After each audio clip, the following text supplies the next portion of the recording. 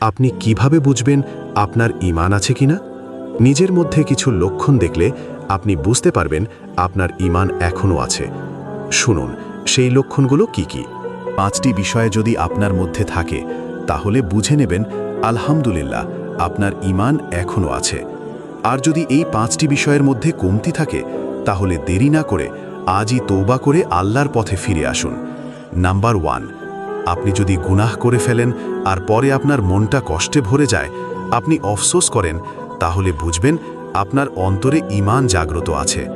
Number 2, যদি কখনো নামাজ মিস করেন আর আপনার মন হয় আজ কিছু একটা খুব গুরুত্বপূর্ণ মিস হয়ে গেছে, তাহলে বুঝবেন এটা ঈমানের শক্তিশালী আলামত।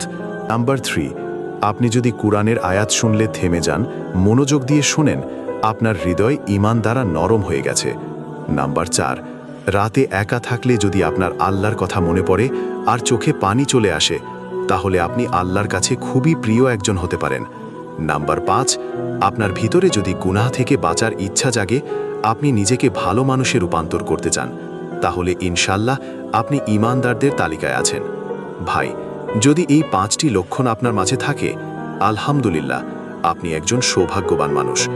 আর যদি কিছু না থাকে, এখনই সময় তওবা করে ফিরে আসার।